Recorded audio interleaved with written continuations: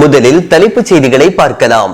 Yemen மற்றும் ஐக்கிய அரபு அமீரகம் இடையிலான உறவுகள் கடுமையாக மோசமடைந்திருக்கும் நிலையில் ஏமன் அரசு மிக முக்கியமான பாதுகாப்பு மற்றும் அரசியல் முடிவுகளை எடுத்துள்ளதாக தகவல். இஸ்ரேல் சோமாலிலாந்தை தனி நாடாக அங்கீகரித்த முடிவை தொடர்ந்து துருக்கி அதிபர் எர்டோகான் சோமாலி அதிபர் ஹசன் ஷேக் முகமதை இஸ்தான்புல்லில் சந்திப்பு. இஸ்ரேலின் பிரதான செய்தித்தாளான ஹாரெட்ஸ் மீது இஸ்ரேல் அரசு அதிகாரப்பூர்வ புறக்கணிப்பு. பாலஸ்தீன அகதிகளுக்கான ஐக்கிய நாடுகள் நிவாரண மற்றும் பணிகள் அமைப்பின் மீது இஸ்ரேல் நாடாளுமன்றம் புதிய நடவடிக்கை. ஐநா அமைப்புகளின் அதிகாரம், சர்வதேச சட்டம் மற்றும் மனிதாபிமான உதவி செயல்பாடுகள் மீது இந்த நடவடிக்கை பெரும் தாக்கத்தை ஏற்படுத்த வாய்ப்பு. உலகம் முழுவதும் உள்ள மெயின் டிவி தமிழ் நேயர்களுக்கு வணக்கம். இந்த செய்தி தொகுப்பிற்கு உங்களை வரவேற்கிறேன். அர்ஜய் பரணி. இனி செய்திகளை விரிவாக பார்க்கலாம். ஏமன் மற்றும் ஐக்கிய அரபு அமீரகம் இடையிலான உறவுகள் கடுமையாக மோசமடைந்துள்ள நிலையில் ஏமன் அரசு மிக முக்கியமான பாதுகாப்பு மற்றும் அரசியல் முடிவுகளை எடுத்துள்ளது. தெற்கு ஏமனில் நடைபெறும் ராணுவ அரசியல் பதற்றங்கள் மற்றும் வெளிநாட்டு தலையீடுகள் நாட்டின் இறையாண்மை மற்றும் ஒருமைப்பாட்டிற்கு பெரிய சவாலாக மாறியுள்ளதை இது வெளிப்படுத்துகின்றது. டிசம்பர் 30 அன்று ஏமன் அதிபர் தலைமை குழு தலைவர் ரஷாத் அல் அலிமி UAE உடன் இருந்த கூட்டு பாதுகாப்பு ஒப்பந்தம் ரத்து செய்யப்படுவதாக அறிவித்தார். அதே சமயம் ஏமன் முழு பிரதேசத்திலிருந்தும் அனைத்து அமீரக படைகளும் 24 மணி நேரத்திற்குள் வெளியேற வேண்டும் என்று உத்தரவிட்டார். இந்த அறிவிப்புடன் 90 நாட்களுக்கு தேசிய அவசர நிலையம், 72 மணி நேரத்திற்கு அனைத்து துறைமுகங்கள் மற்றும் எல்லை சாவடிகளில் விமானம் மற்றும் நிலப்பாதை தடைவும் அமல்படுத்தப்பட்டது. தெற்கு ஏமனில் செயல்படும் சதர்ன் டிரான்சிஷனல் கவுன்சில் படைகளுக்கு அமீரகம் ஆயுதங்களை அனுப்பியதுதான் இந்த முடிவின் முக்கிய காரணம் என்று தெரிவிக்கப்பட்டுள்ளது. இதற்கிடையில் சவுதி தலைமையிலான கூட்டணி UAE-இலிருந்து வந்ததாக கூறப்படும் 2 கப்பல்களை மொஹல்லா துறைமுகத்தில் இலக்காக கொண்டு தாக்குதலை நடத்தியது. கப்பல்கள் அதிகாரப்பூர்வ அனுமதி இல்லாமல் துறைமுகத்திற்குள் நுழைந்ததாக சவுதி தரப்பு தெரிவித்துள்ளது. அல் அலிமி தனது உரையில் தெற்கு பிரச்சினை ஒரு நியாயமான கோரிக்கை என்றாலும் அதை அரசியல் லாபத்திற்காகவும் அரசின் சட்டப்பூர்வ அமைப்புகளை பலவீனப்படுத்தவும் பயன்படுத்த யாருக்கும் உரிமை இல்லை என்று வலியுறுத்தினார். STC மீது அமீரகம் அழுத்தம் கொடுத்து அரசிற்கு எதிராக ஆயுத மோதல்களை தூண்டியதாகவும் இதனால் பழங்குடியினரும் பொதுமக்களும் பாதிக்கப்பட்டதாகவும் அவர் குற்றம் சாட்டினார். மேலும் STC தங்கள் படைகளை தெற்கிலிருந்து வாபஸ் பெற வேண்டும் என்றும் உரையாடலுக்கான அழைப்புகளை அவர்கள் நிராகரித்ததாகவும் கூறினார். பதற்றத்தை குறைக்க முயன்ற சவுதி அரேபியாவின் முயற்சிகளை அவர் பாராட்டினார். இந்த அறிவிப்பை தொடர்ந்து ஏமனில் இருந்து அமீரக படைகள் முழுவதுமாக வெளியேற தொடங்கியதாக செய்திகள் தெரிவிக்கின்றன. அறிவிப்பு வெளியான 8 மணி நேரத்தில் அமீரக படைகள் முழுவதுமாக வெளியேறியதாக மற்றொரு செய்தி கூறுகின்றது. இஸ்ரேல் சமீபத்தில் சோமாலிலாந்தை தனி நாடாக அங்கீகரித்த முடிவை தொடர்ந்து துருக்கி அதிபர் ரெசிப் டயிப் எர்டோகான் சோமாலி அதிபர் ஹசன் ஷேக் முகமதை இஸ்தான்புல்லில் சந்தித்து உரையாடினார். இந்த சந்திப்பு சோமாலியாவின் நிலப்பரப்பு ஒருமைப்பாட்டை பாதுகாக்க வேண்டும் என்ற துருக்கியின் உறுதியான நிலைப்பாட்டை வெளிப்படுத்தும் முக்கிய அரசியல் நிகழ்வாக அமைந்துள்ளது. டிசம்பர் 30 அன்று இஸ்தான்புல்லில் நடைபெற்ற சந்திப்பில் துருக்கி மற்றும் சோமாலியாவின் இருதரப்பு உறவுகள், பாதுகாப்பு ஒத்துழைப்பு, பயங்கரவாத எதிர்ப்பு நடவடிக்கைகள் மற்றும் பிராந்திய அரசியல் மாற்றங்கள் குறித்து விரிவாக ஆலோசிக்கப்பட்டன. இஸ்ரேல் டிசம்பர் 26 அன்று சோமாலிலாந்தை அங்கீகரித்தது சர்வதேச சட்டத்திற்கு எதிரானது என்றும் அது சோமாலியாவின் இறையாண்மை மற்றும் நிலப்பரப்பு ஒருமைப்பாட்டை பாதிப்பதாகும் என்றும் துருக்கி உள்ளிட்ட பல நாடுகள் கண்டனத்தை தெரிவித்துள்ளன. இந்த முடிவு பிராந்திய நிலை தடுமாற்றத்தை ஏற்படுத்தும் முயற்சியின் ஒரு பகுதியாக இருப்பதாக கூறிய எர்டோகான் இதை சர்வதேச மேடைகளில் தொடர்ந்து எடுத்துரைப்போம் என்று வலியுறுத்தியுள்ளார். கடந்த 10 ஆண்டுகளுக்கும் மேலாக துருக்கி சோமாலியாவின் முக்கிய கூட்டாளியாக இருந்து வருகின்றது. மனிதாபிமான உதவி, வளர்ச்சி திட்டங்கள், முதலீடு மற்றும் பாதுகாப்பு ஒத்துழைப்பு ஆகிய துறைகளில் துருக்கி குறிப்பிடத்தக்க பங்கு வகிக்கின்றது. சோமாலியா தலைநகர் மொகதீஷுவில் துருக்கி நடத்தும் ராணுவ தளம் மூலம் சோமாலியா பாதுகாப்பு படைகளுக்கு பயிற்சி அளிக்கப்பட்டு வருகின்றது. மேலும் 2024 கையெழுத்தான ஒப்பந்தத்தின் கீழ் சோமாலியாவின் கடற்கரை பாதுகாப்பில் துருக்கி கடற்படை 10 ஆண்டுகள் உதவ உள்ளது. இந்த சந்திப்பில் எரிசக்தி ஒத்துழைப்பு மிக முக்கிய இடம் பெற்றது. சோமாலியாவில் நிலப்பகுதி மற்றும் கடல்சார் பகுதிகளில் துருக்கி மேற்கொள்ளும் எண்ணெய் மற்றும் எரிவாயு ஆய்வுகள் குறித்து விவாதிக்கப்பட்டது.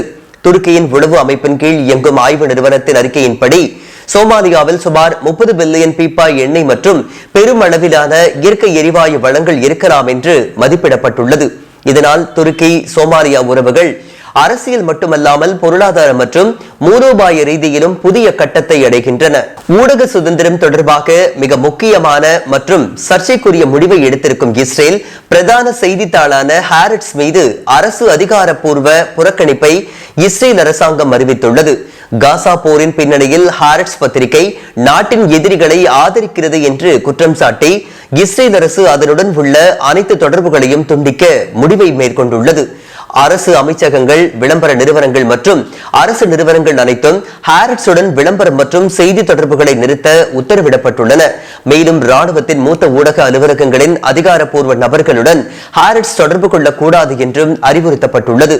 அரசு வெளியிட்ட அறிக்கையில் காசா போரின் போது ஹாரெட்ஸ் வெளியிட்டுள்ள கட்டுரைகள் உலக அளவில் இஸ்ரேலின் நியாயத்தையும் தற்காப்பு உரிமைகளையும் பாதித்ததாக கூறப்பட்டுள்ளது. போர் நடக்கும் வேளையில் நாட்டிற்கு எதிரான தடைகளை ஆதரிப்பது ஏற்றுக்கொள்ள முடியாதது என்றும் அரசு தெரிவித்துள்ளது. இந்த புறக்கணிப்பு நடவடிக்கை கருத்து மற்றும் வெளிப்பாட்டு சுதந்திரத்திற்கு கூடுதல் கட்டுப்பாடுகளை விதிக்கும் ஊடக அமைப்பு சீர்திருத்தம் மசோதா நாடாளுமன்றத்தில் முதல் கட்டமாக நிறைவேற்றப்பட்ட பின்னணியில் ஏற்பட்டுள்ளது.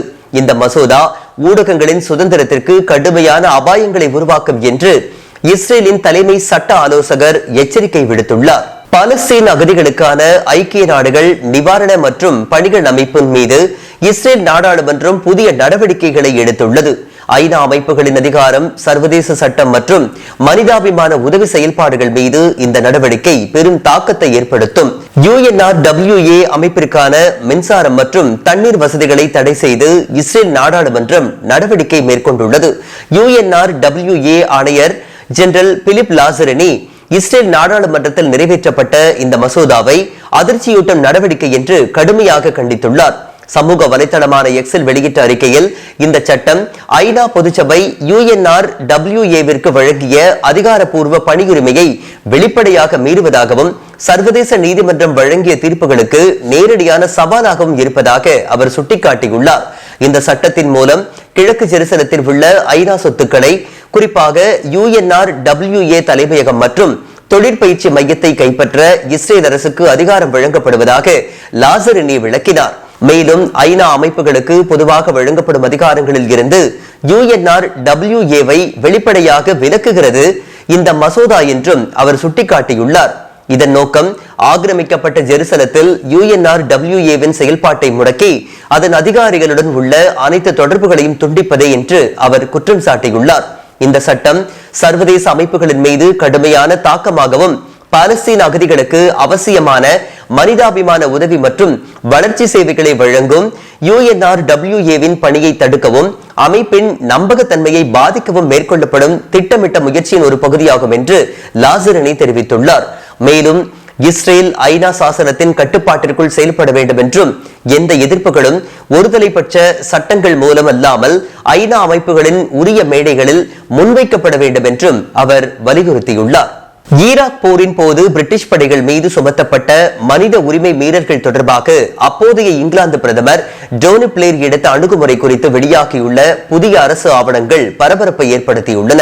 லண்டன் கியூ பகுதியில் உள்ள தேசிய ஆவண காப்பகத்தில் வெளியிடப்பட்ட கோப்புகளின்படி 2005ஆம் ஆண்டு ஈராக் கைதிகளை துஷ்பிரயோகம் செய்ததாக குற்றம் சாட்டப்பட்ட பிரிட்டிஷ் சிப்பாய்களை சிவில் நீதிமன்றங்களிலும் சர்வதேச குற்றவியல் நீதிமன்றங்களிலும் விசாரிக்காமல் தடுக்க முன்னாள் பிரதமர் டோனி பிளேர் அதிகாரிகளுக்கு அழுத்தம் கொடுத்ததாக தெரிவிக்கப்படுகின்றது. குறிப்பாக 2003 செப்டம்பரில் பஸ்ராவில் பிரிட்டிஷ் ராணுவ காவலில் உயிரிழந்த ஈராக் ஹோட்டல் ஊழியர் பஹா மூசா வழக்கு இந்த விவகாரத்தின் மையமாக உள்ளது. அவர் கொடூரமான சித்திரவதைகளுக்கு உள்ளாக்கப்பட்டதாக அந்த பதிவுகள் கூறுகின்றன.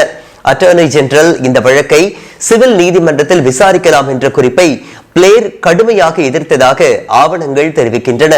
மேலும் ICC அல்லது அரசு தரப்பு வழக்கறிஞர் சேவை இதில் தலையிடக்கூடாது என்பதும் மிக அவசியம் என்று அவர் வலியுறுத்தியதாக கூறப்படுகின்றது. பாதுகாப்புத்துறை இந்த விவகாரத்தை மோசமாக கையாண்டதாகவும் அவர் குறிப்பிட்டுள்ளார். இறுதியில் குற்றம் சாட்டப்பட்ட டொனால்ட் பெயின் ராணுவ நீதிமன்றத்தில் விசாரிக்கப்பட்டு ஈராக் கைதிகளை மனிதாபிமானமற்ற முறையில் நடத்தினார் என்ற குற்றத்திற்காக தண்டனை பெற்ற முதல் பிரிட்டிஷ் சிப்பாயாக ஆனார். இருப்பினும் பெரும்பாலான குற்றச்சாட்டுகள் சிவில் அல்லது சர்வதேச நீதிமன்றங்களுக்கு செல்லாமல் தடுக்கப்பட்டன என்ற சந்தேகத்தை இந்த ஆவணங்கள் வலுப்படுத்துகின்றன. 2003, 2008 காலகட்டத்தில் பிரிட்டிஷ் படைகள் ஈராக்கில் செய்ததாக கூறப்படும் போர்க்குற்றங்கள் தொடர்பான விசாரணையை 2020ஆம் ஆண்டு ICC கைவிட்டதும் குறிப்பிடத்தக்கது. இந்த தகவல்கள் அரசியல் தலைவர்கள் போர்க்குற்றங்களுக்கு பொறுப்பேற்கும் முறையில் காட்டும் அணுகுமுறையை பற்றி தீவிரமான கேள்விகளை எழுப்புகின்றன. சமாதான உடன்படிக்கையின் 2ஆம் கட்டத்திற்கு நகர்வதில் ஏற்பட்டுள்ள தடைகள் குறித்து ஹமாஸ் அதிருப்தி தெரிவித்துள்ளது. இஸ்ரேல் பிரதமர் பெஞ்சமின் நெத்தன்யாகு மேற்கொண்டு வரும் அணுகுமுறை மற்றும் அமெரிக்காவின் மௌனம் இந்த அரசியல் முடக்கத்திற்கு காரணமாக இருப்பதாக ஹமாஸ் குற்றம் சாட்டுகின்றது. அமெரிக்க அதிபர் டொனால்டு டிரம்ப் சமீபத்தில் ஹமாஸ் ஆயுதங்களை கைவிட வேண்டும் என்று கூறியதற்கு ஹமாஸ் அரசியல் அலுவலக உறுப்பினர் முகமது நசால் பதிலளித்துள்ளார். சமாதான உடன்படிக்கையின் 2வது கட்டத்திற்கு நகர்வதற்கு இஸ்ரேல் தடையாக இருப்பதாகவும் அமெரிக்காவின் மௌனமும் இதற்கு காரணம் என்றும் அவர் குற்றம் சாட்டியுள்ளார். டிரம்ப் மற்றும் நெத்தன்யாகு இடையிலான புளோரிடா சந்திப்பிற்கு முன்னதாக இந்த கருத்துக்கள் வெளிவந்தன.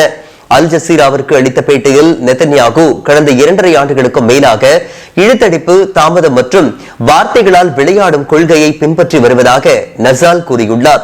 இதனால் சமாதான திட்டத்தின் 2ஆம் கட்டத்திற்கு செல்லக்கூடிய முயற்சிகள் மேலும் சிக்கலடைந்திருப்பதாக அவர் விளக்கியுள்ளார். இந்த நிலைமைக்கு முதன்மை பொறுப்பு அமெரிக்காவிற்கே உண்டு என்று நசால் வலியுறுத்தினார். அதே நேரத்தில் 3 நடுநிலையாளர்கள் இந்த தடைகளை நீக்கி சிக்கல்களை தீர்க்க முழு முயற்சியும் மேற்கொண்டு வருகின்றார்கள் என்றும் அவர் தெரிவித்துள்ளார். ஆனால் அமெரிக்க நிர்வாகத்தின் மௌனமும் சகிப்புத்தன்மையும் நெத்தன்யாகுவை தனது இழுத்தடிப்பு கொள்கையை தொடர்ந்து செயல்படுத்த அனுமதிக்கிறது என்று அவர் குற்றம் சாட்டினார். நெத்தன்யாகு இந்த தாமத கொள்கையை தொடர்ந்து அமெரிக்காவும் இதை புறக்கணித்தால் அரசியல் திட்டத்தின் 2ஆம் கட்டத்திற்கு நகர்வு ஏதும் நடைபெறாது என்றும் தற்போதைய முடக்கம் தொடரும் என்றும் நசால் எச்சரிக்கை விடுத்தார். காசாவில் நடைபெறும் இனப்படுகொலை மற்றும் முற்றுகையை வெளிப்படுத்தும் வகையில் துருக்கி செயல்பாட்டாளர்கள் கலாட்டா கோபுரத்தின் மீது ஒரு மிகப்பெரிய பாலஸ்தீன கெஃபியேவை காட்சிப்படுத்தினர். இஸ்தான்புல்லின் புகழ்பெற்ற வரலாற்று சின்னமான கலாட்டா கோபுரத்தின் மீது துருக்கி செயல்பாட்டாளர்கள் ஒரு மிகப்பெரிய பாலஸ்தீன கெஃபியே, அதாவது தலை துணியை தொங்கவிட்டனர். இந்த நடவடிக்கை காசாவில் நடைபெறும் இஸ்ரேல் தாக்குதல்கள், முற்றுகை மற்றும் பொதுமக்கள் எதிர்கொள்ளும் கடுமையான மனிதாபிமான நெருக்கடியை உலகிற்கு நினைவூட்டும் அடையாளமாக அமைந்திருந்தது. நகரின் மைய பகுதியில் நடைபெற்ற இந்த போராட்டம் உள்ளூர் மக்களையும் சர்வதேச ஊடகங்களையும் ஒரே நேரத்தில் கவனிக்க செய்தது. போராட்டத்தை ஏற்பாடு செய்தவர்கள் இந்த காட்சிப்படுத்துதல் பாலஸ்தீன மக்களுடன் தங்களது உறுதியான ஆதரவை வெளிப்படுத்தும் ஒரு அமைதியான செயல் என்று தெரிவித்தனர். காசாவில் வாழும் பொதுமக்கள் எதிர்கொள்ளக்கூடிய உயிரிழப்புகள், அடிப்படை வசதிகளின் பற்றாக்குறை மற்றும் தொடரும் முற்றுகை ஆகியவை உலக சமூகம் உடனடியாக நடவடிக்கை எடுக்க வேண்டிய அவசர நிலையை உருவாக்கியிருப்பதாக அவர்கள் தெரிவித்தனர். கலாட்டா கோபுரம் போன்ற உலகளவில் அறியப்பட்ட இடத்தில் இந்த கெஃபியே காட்சிப்படுத்தப்பட்டதால் சமூக ஊடகங்கள் மற்றும் செய்தி நிறுவனங்கள் வழியாக இந்த போராட்டம் பரவலான கவனத்தை பெற்றுள்ளது. இந்த நடவடிக்கை காசாவில் பொதுமக்கள் அனுபவிக்கக்கூடிய துன்பங்களை வெளிச்சம் போடுவதற்காக உலகம் முழுவதும் நடைபெறும் தொடர்ச்சியான போராட்டங்கள் மற்றும் விழிப்புணர்வு இயக்கங்களின் ஒரு பகுதியாகும். முற்றுகைக்கு முடிவு காணவும் பாலஸ்தீன உயிர்களை பாதுகாக்கவும் சர்வதேச தலையீடு அவசியம் என்ற கோரிக்கையையும் இது வலியுறுத்துகின்றது. மீண்டும் தலைப்புச் செய்திகளை பார்க்கலாம். ஏமன் மற்றும் ஐக்கிய அரபு அமீரகம் இடையிலான உறவுகள் கடுமையாக மோசமடைந்திருக்கும் நிலையில் ஏமன் அரசு மிக முக்கியமான பாதுகாப்பு மற்றும் அரசியல் முடிவுகளை எடுத்துள்ளதாக தகவல். இஸ்ரேல் சோமாலிலாந்தை தனி நாடாக அங்கீகரித்த முடிவை தொடர்ந்து துருக்கி அதிபர் எர்டோகான் சோமாலி அதிபர் ஹசன் ஷேக் முகமதை இஸ்தான்புல்லில் சந்திப்பு. இஸ்ரேலின் பிரதான செய்தித்தாளான ஹாரெட்ஸ் மீது இஸ்ரேல் அரசு அதிகாரப்பூர்வ புறக்கணிப்பு. பாலஸ்தீன அகதிகளுக்கான ஐக்கிய நாடுகள் நிவாரண மற்றும் பணிகள் அமைப்பின் மீது இஸ்ரேல் நாடாளுமன்றம் புதிய நடவடிக்கை. ஐநா அமைப்புகளின் அதிகாரம், சர்வதேச சட்டம் மற்றும் மனிதாபிமான உதவி செயல்பாடுகள் மீது இந்த நடவடிக்கை பெரும் தாக்கத்தை ஏற்படுத்த வாய்ப்பு.